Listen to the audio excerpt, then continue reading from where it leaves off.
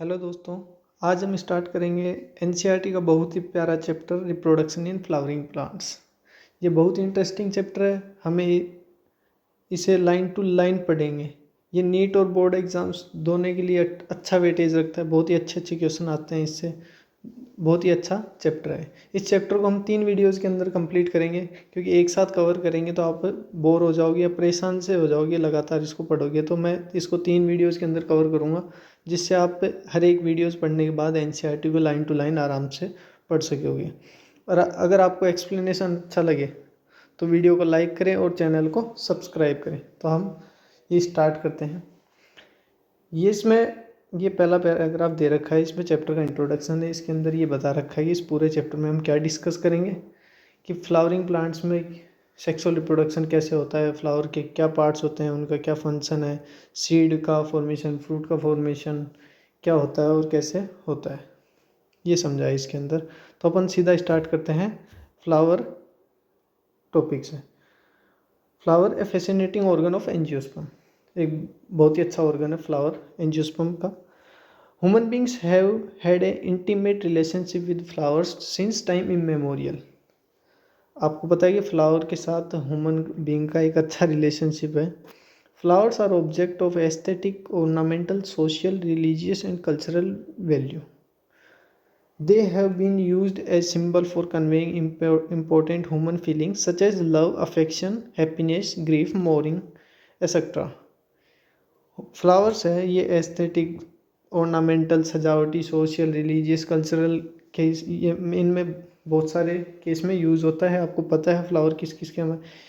Human इसको love, affection और इनके लिए भी यूज़ करते हैं। अभी मैंने कुछ साइड में लिख रखा है, ये आपके एग्जाम में नीट में पूछ लिया ये कई बार क्वेश्चन, कि एंजियोस्पर्म प्लांट्स कब अपीयर हुए थे। अभी इवोल्यूशन के अंदर आपने कुछ इराज पढ़े होंगे, उसके अंदर बहुत सारे ईरा आए थे। तो उसके अंदर कौन सी ईरा के अंदर एंजियोस्पर्म प्लांट्स अपीयर हुए थे। तो मैं बता दूं कि एंजियोस्पर्म प्लांट मीजोजोइक ईरा के अंदर अपीयर हुए थे। और दूसरा है कि एंजियोस्पर्म का गोल्डन पीरियड कब आया था। ये गोल्डन पीरियड सीनोजोइक ईरा के अंदर आया था। ये अच्छे क्वेश्चन है, दोनों पूछ लेंगे एग्जाम के अंदर, आपसे पूछ ले तो आपको कोई दिक्कत नहीं आएगी इससे। अब चलते हैं नेक्स्ट पेज पे। नेक्स्ट पेज पे डायग्राम दे रखा है। इस डायग्राम को अपन देखते हैं। इस डायग्राम के अंदर आपको फ्लावर के कुछ पार्ट्स दिखाए हुए हैं। ये बेसिक पार्ट्स है, आप पहले से जानते हैं। नीचे नीचे आपको ओवेरी दिखाई है, ये ओवेरी है। इनको सेपल्स बोलते हैं। इनके फंक्शन मैं बता दूंगा बाद में। ये स्टाइल हो गया, ये स्टिग्मा है ऊपर, ये एंथर है मेल रिप्रोडक्टिव स्ट्रक्चर का, ये पेटल्स हैं, ये फिलामेंट है एंथर का। ओ अब नेक्स्ट पैराग्राफ क्या आता है इसका। To a biologist flowers are morphological and embryological marvels and the site of sexual reproduction. Biologist के हिसाब से फ्लावर्स क्या है कि मॉर्फोलॉजी और एम्ब्रियोलॉजिकली मार्वल्स हैं and the site of sexual reproduction. In class 11th you had read the various parts of flowers. Class 11th में आपने फ्लावर के बहुत सारे पार्ट्स पढ़े थे। In figure 2.1 will help you recall the parts of typical flower. ये मैंने आपको ऊपर पार्ट समझाए कुछ फ्लावर के। Can you name the two parts in a flower in which the two most important unit of sexual reproduction develop. आप flower के 2 part के नाम बताइए जो सेक्सुअल रिप्रोडक्शन की इंपॉर्टेंट यूनिट्स हैं। एक तो मेल हो गया, एक फीमेल का रिप्रोडक्टिव स्ट्रक्चर हो गया। स्टेमन हो गया मेल रिप्रोडक्टिव स्ट्रक्चर, और पिस्टिल हो गया फीमेल रिप्रोडक्टिव स्ट्रक्चर। ये कुछ थोड़ी देर बाद में अपन समझेंगे इनको। अब आ रहा है नया टॉपिक, प्री फर्टिलाइजेशन। इसके स्ट्रक्चर है और इवेंट्स देखते हैं प्री फर्टिलाइजेशन के। Must before the actual flower is seen on a plant the decision that the flower is going to flower has take place.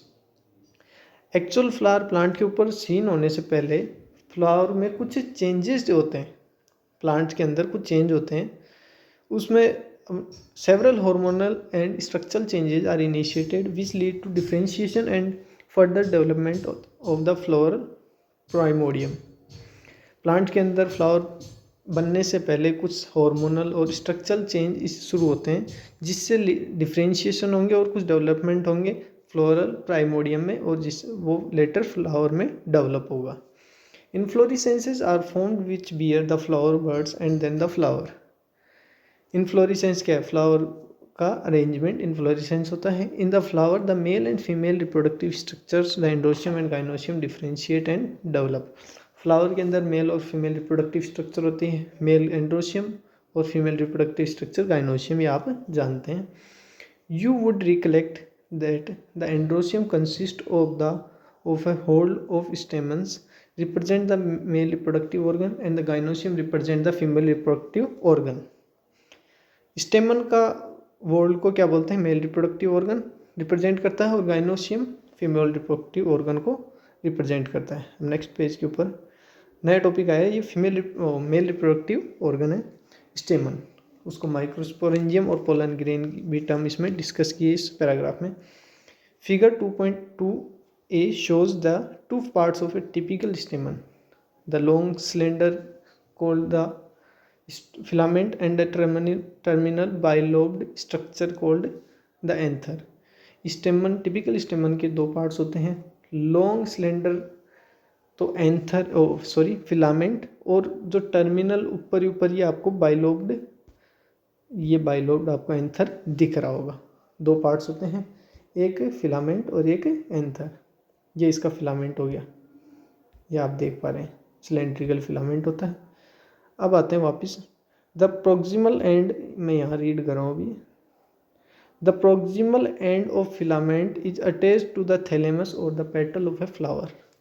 जो फिलामेंट का जो निचला हिस्सा है, प्रोक्सिमल एंड बोलेंगे जिसको, वो थैलेमस से अटैच होगा और पेटल ऑफ फ्लावर से अटैच होगा।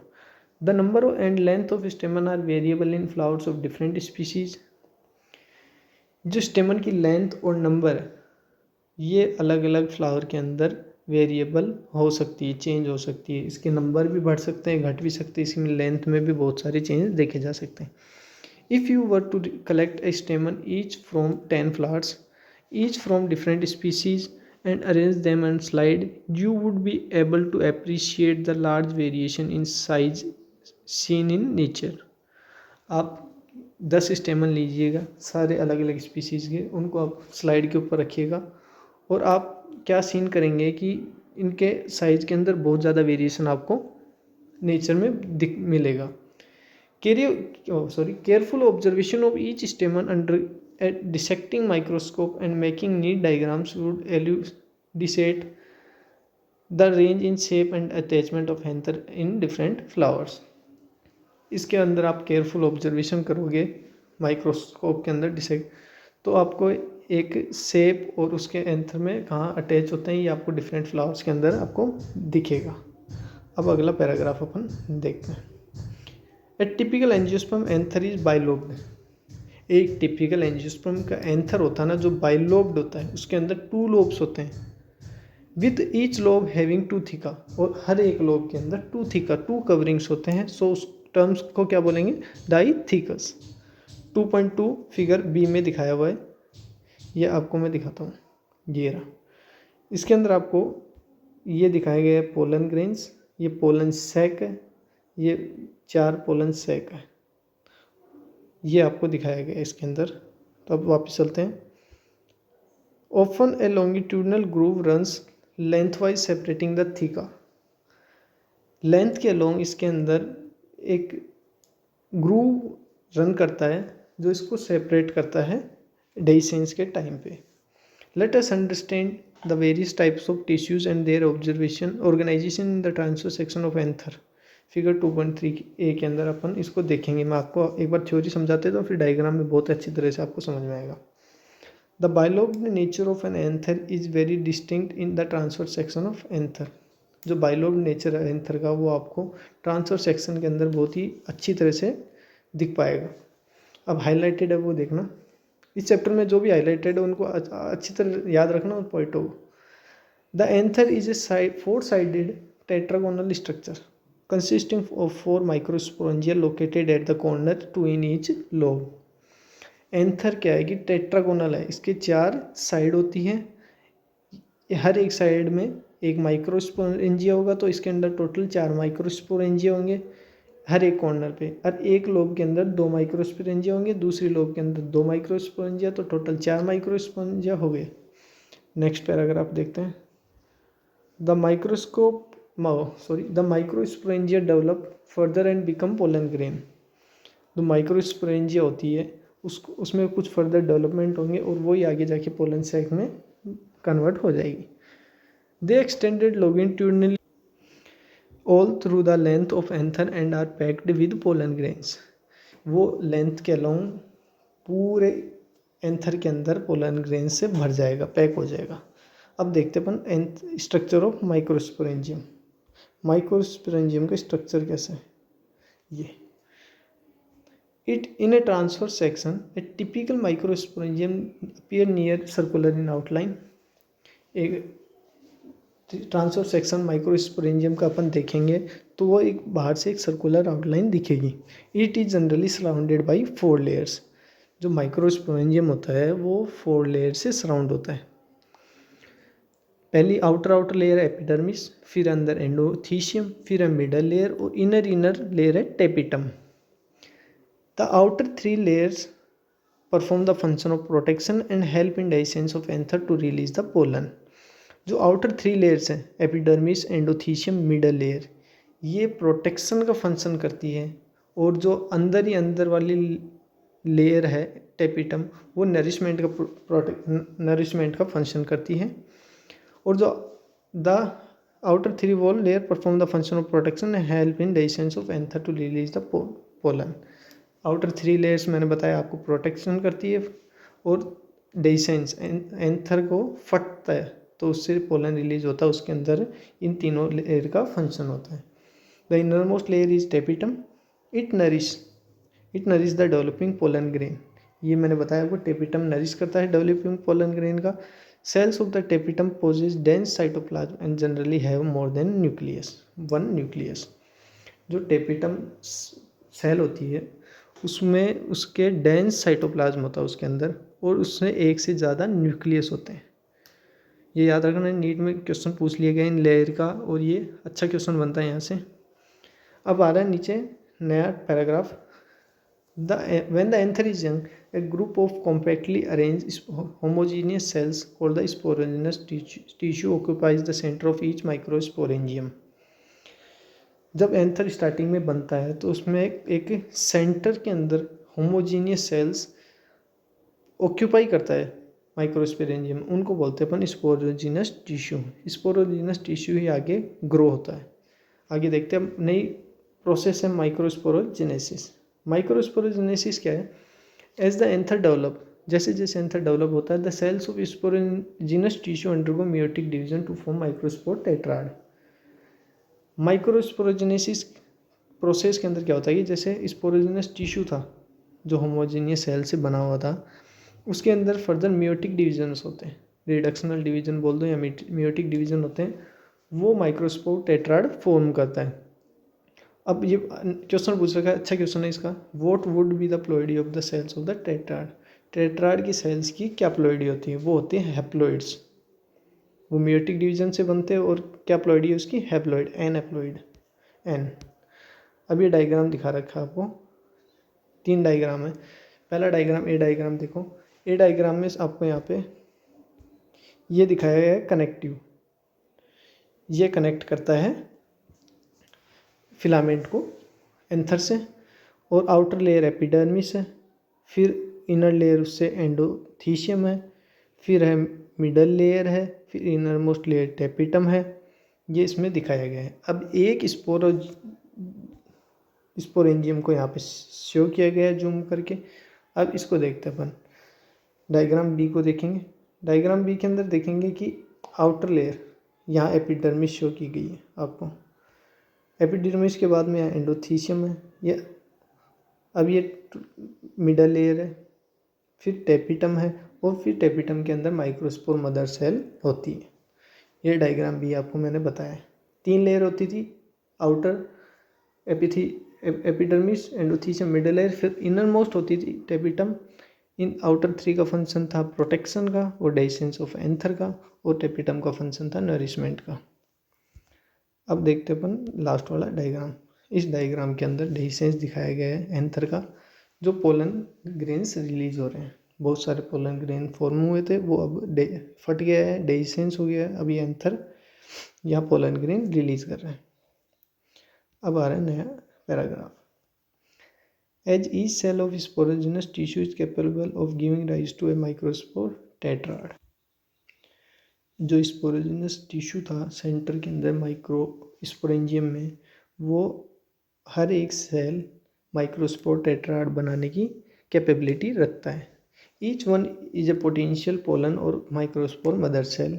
हर एक सेल उसकी पोटेंशियल पोलन है, वो पोलन बन सकती है, और माइक्रोस्पोर मदर सेल है।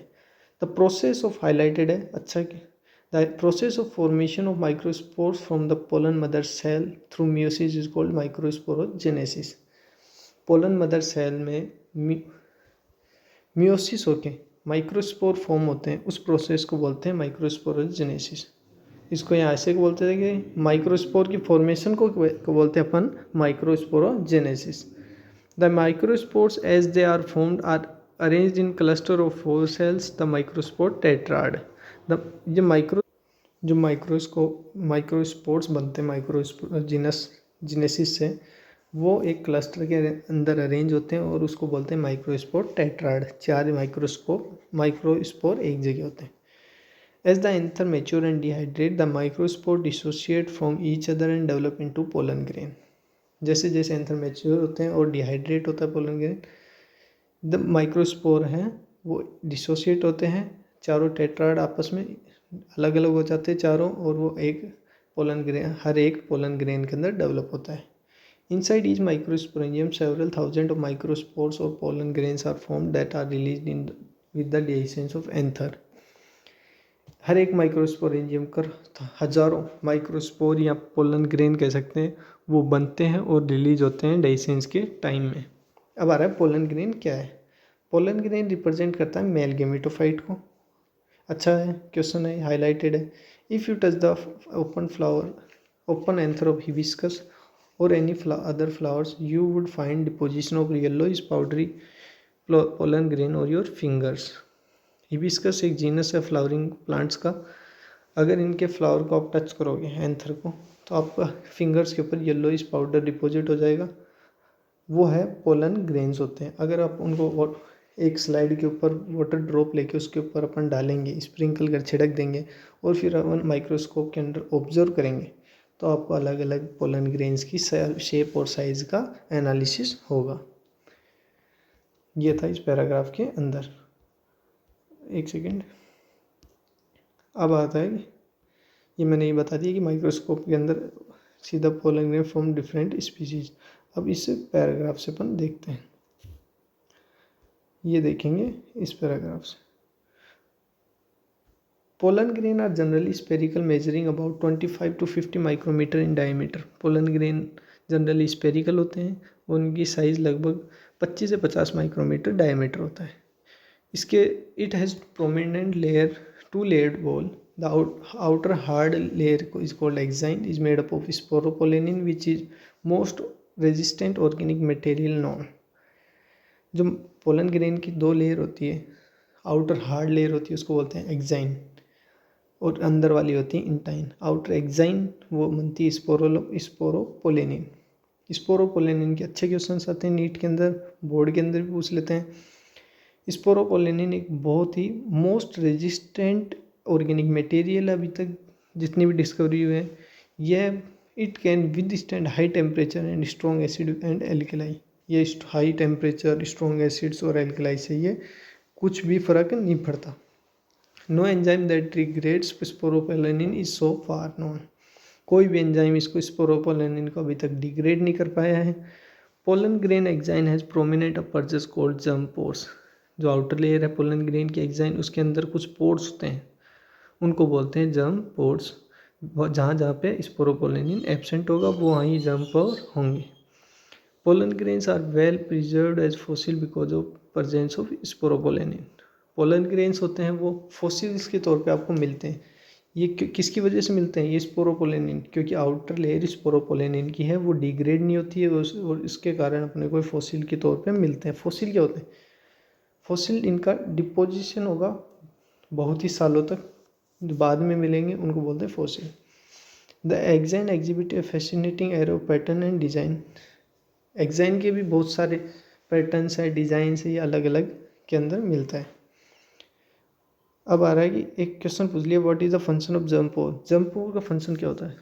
जंप पोर का फंक्शन होता है कि जो इनर लेयर होती है इंटाइन, वहाँ जंप पोर से ग्रो करती है और लेंथ वाइज, और वहाँ पे पोलन ट्यूब निकलती है। The inner wall of pollen grain is called intine. It is thin and continuous layer made up of cellulose और पेक्टिन। जो पोलन ग्रेन की इनर लेयर होती है वो इंटाइन होती है, वो थिन एंड कंटिन्यूस लेयर बनी है, वो किसकी है? सेलुलोज और पेक्टिन की। अब the cytoplasm of pollen grain is surrounded by the plasma membrane. Pollen grain का साइटोप्लाज्म है वो प्लाज्मा मेम्ब्रेन से सराउंड रहता है। अब आ रहा है कि the pollen grain is mature. It contain two cells, the vegetative cell and generative cell. जब पोलन ग्रेन मेच्योर होता है तो उसके अंदर दो सेल होती है, एक तो वेजिटेटिव सेल होती है, एक जनरेटिव सेल होती है। The vegetative cell is bigger, has abundant food reserve and large irregularly shaped nucleus. इसके अंदर वेजिटेटिव सेल होती है जो बड़ी होती है जनरेटिव सेल से, इसके अंदर अबंडेंट रिजर्व फूड होता है एंड इसका न्यूक्लियस होता है वो इरेगुलरली शेप्ड होता है। The generative cell is small and float in the cytoplasm of generative vegetative cell. जो जनरेटिव सेल होती है स्मॉल होती है, वो वेजिटेटिव सेल के साइटोप्लाज्म के अंदर फ्लोट करती है। इसका न्यूक्लियस की बात करें, it is spindle shaped with dense cytoplasm and an nucleus. ये स्पिंडल शेप होती है और इसका साइटोप्लाज्म डेंस होता है जनरेटिव सेल का। In over 60% of angiosperm pollen grains are shed at two celled stage. 60% angiosperm की बात करें तो पोलन ग्रेन दो सेल्ड स्टेज पे शेड हो जाते हैं। और इन रिमेनिंग स्पीसीज 40% के अंदर generative cell divide mitotically to give rise to two male gametes before pollen grains are shed. इन 40% के अंदर क्या होता है, जनरेटिव सेल डिवाइड कर जाती है माइटोटिकली और ये टू मेल गेमेट्स का फॉर्मेशन करती है। वो फिर शेड होंगे थ्री सेल्ड स्टेज पे 40% के अंदर। एक तो वेजिटेटिव सेल होगी और दो मेल गेमेट होंगे जो जनरेटिव सेल के डिवीजन से बने। अब नीचे पैराग्राफ है, लास्ट पैराग्राफ इस पेज में। The pollen grain of many species cause allergic, severe allergic and bronchial affection in some people often lead to chronic respiratory disorder, asthma, bronchitis et cetera. Pollen grain कुछ species का human के अंदर allergy पैदा कर सकता है और वो क्रोनिक लंबे समय के रेस्पिरेटरी डिसऑर्डर्स भी कर सकता है, जैसे asthma, bronchitis. It may be mentioned that Parthenium or carrot grass that come into India as a contaminant with imported wheat has become ambiguous in nature and cause pollen allergy। जो parthenium है, carrot grass कहते हैं जिसे, वो India के अंदर wheat के साथ इंपोर्ट हो गया था। वो अब इतना फैल गया है, ये हर जगह मिलेगा और वो पोलन एलर्जी पैदा करता है। Pollen grains are rich in nutrients. It has become a fashion in recent years to use pollen tablet as food supplement. In Western countries, a large of pollen grain products in the form of tablets and syrup are available in the market. Pollen consumption have been claimed to increase the performance of athletes and racehorses. Pollen grain क्या होते हैं? Nutrients के अंदर rich होते हैं। ये कुछ देखा जा रहा है आजकल कि पोलन ग्रेन को फूड सप्लीमेंट के यूज़ में भी लिया जा रहा है। पोलन की टैबलेट्स बना रही है, पोलन की सिरप भी आ रही है मार्केट के अंदर। वेस्टर्न कंट्रीज़ के अंदर पोलन के बहुत सारे प्रोडक्ट्स मार्केट में अवेलेबल हो रहे हैं और इसका कंजप्शन क्यों करते हैं लोग? इससे क्या है कि एनर्जी मिलती है और उससे एथलीट्स और रेस हॉर्सेस की परफॉर्मेंस इंक्रीज हो जाती है। अब आ रहा है कि वंस दे आर शेड, ये किसकी बात कर रहा है कि जब पोलन ग्रेन्स एक बार शेड हो जाते हैं, have to land on stigma before they lose viability. If they have to bring about fertilization, how long do you think the pollen grain retain viability? The period for which pollen grain remain viable is highly variable. And to some extent depends on the prevailing temperature and humidity. ये से बोला कि pollen grain shade होंगे, जैसे shade होगा अब वो कब तक वाइबल है, कब तक वो जिंदा है, और कि फर्टिलाइजेशन हो जाए कब तक वो जिंदा रहेगा। और उसका पीरियड हाईली वेरिएबल होता है पोलन ग्रेन्स में, कई किसी में छोटा होता है, किसी में ज़्यादा होता है। ये किस पे डिपेंड करता है, वो टेम्परेचर ह्यूमिडिटी पे डिपेंड करता है। अब मैं बात करूँ हाईलाइटेड है, in some cereals such as rice and wheat pollen grains lose viability within 30 minutes of their release। चावल और गेहूं के अंदर पोलन ग्रेन 30 मिनट रिलीज होने के 30 मिनट बाद में अपनी वाइबिलिटी को लूज कर देते हैं। एंड इन सब members of Rosaceae, Leguminosae and Solanaceae, इन तीनों फैमिली के मेंबर्स ये कुछ महीनों तक इनकी वाइबिलिटी रहती है। क्वेश्चन पूछ लेते हैं स्टेटमेंट के भी तौर पे आपको मिल सकता है। You may have heard of storing semen sperm of many animals including humans for artificial insemination. It is possible to store pollen grains of a large number of species for years in liquid nitrogen at -196 degrees Celsius. Such stored pollen can be used as pollen banks similar to seed bank in crop breeding programs। आपने सुना ही होगा कि semen को store किया जाता है animals का artificial insemination के लिए। वो अब पोलन ग्रेन भी स्टोर कर सकते हैं कुछ सालों के लिए, बाद में यूज़ में लेने के लिए। वो करेंगे किसके अंदर, लिक्विड नाइट्रोजन के अंदर। लिक्विड नाइट्रोजन के अंदर 196 डिग्री सेल्सियस पे इसको स्टोर कर पाएंगे। जैसे पोलन बैंक होता है, सीड बैंक में भी ऐसे ही करते हैं, और सीमन स्टोर करते हैं वहाँ पे भी ऐसा ही होता है। अब जो मैंने इसमें कुछ इंपॉर्टेंट पॉइंट्स लिख रखे हैं साइड के अंदर, वो एक बार मैं आपको बता देता हूँ।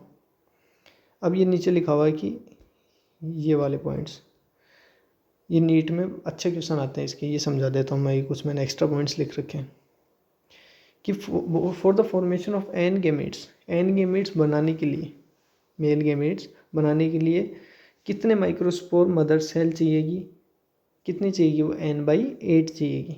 सीधा क्वेश्चन आ जाए कि एन गेमीट है और कितने MMC चाहिए कि अपने को एन गेमीट बनाने के लिए, n/8।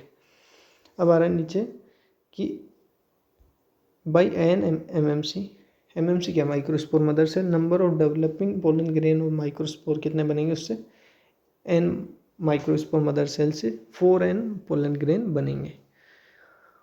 By n microspore formation the required number of MMC कितने हो गए फिर, 4/n।